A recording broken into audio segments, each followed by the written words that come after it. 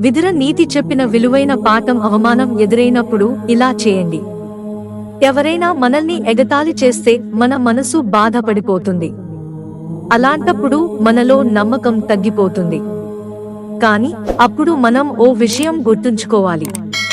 ప్రతి ఒక్కరి జీవితంలోనూ సమయం మారుతుంది.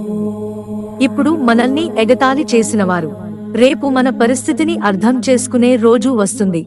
ఇలాంటి సందర్భాల్లో విదుర నీతి మనకు మార్గం చూపుతుంది. ఇది మహాభారతం నుండి వచ్చిన ఒక గొప్ప పాఠం. మన బలహీనతల వల్ల ఎవరైనా మనల్ని తక్కువ చేసి మాట్లాడినా మనం దిగులుపడాల్సిన అవసరం లేదు. ఎందుకంటే ఒక్కొక్కరి సమయం ఒక్కొక్క రీతిగా తిరుగుతుంది. ఇది విదురుడు చెప్పిన ముఖ్యమైన సూక్తుల్లో ఒకటి. విదురుడు మహాభారతంలో గొప్ప సన్యాసి లాంటి జీవితం గడిపాడు.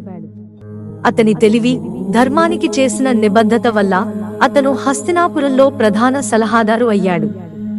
అతను దుర్యోధనుడికి ఏమాత్రం భయపడకుండా ధర్మం చెప్పేవాడు. సత్యం కోసం నిలబడే వ్యక్తిగా అతనికి పేరు వచ్చింది. విదురుడు చెప్పినట్టు ఎవరితోనైనా హీనంగా మాట్లాడటం చాలా తప్పు. అలా చేసే వాళ్లను ప్రజలు ఓ మంచి మనిషిగా చూడరు. అలాంటి వాళ్ళు సమాజంలో గౌరవం కోల్పోతారు. అసలు ఏ వ్యక్తినైనా మన బలంతో గెలవాలి కాని అవమానపెట్టి కాదు. ఎవరైనా నిస్సహాయంగా ఉన్నప్పుడు వారిని ఎగతాళి చేస్తే అది మన మానవత్వాన్ని తక్కువ చేస్తుంది. ఇతరులకు హాని చేసే వాళ్ళు ఎప్పుడో ఒకసారి తాము చేసిన తప్పులకు తగిన శిక్ష అనుభవిస్తారు.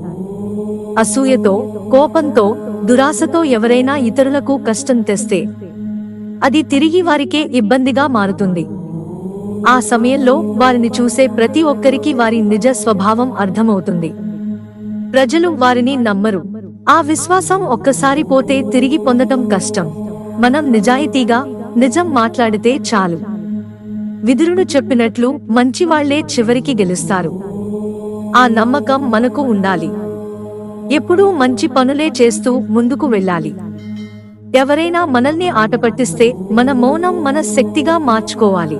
మిత్రులారా, ఛానల్ సబ్స్క్రైబ్ చేసుకోవడం మర్చిపోకండి. ధన్యవాదాలు.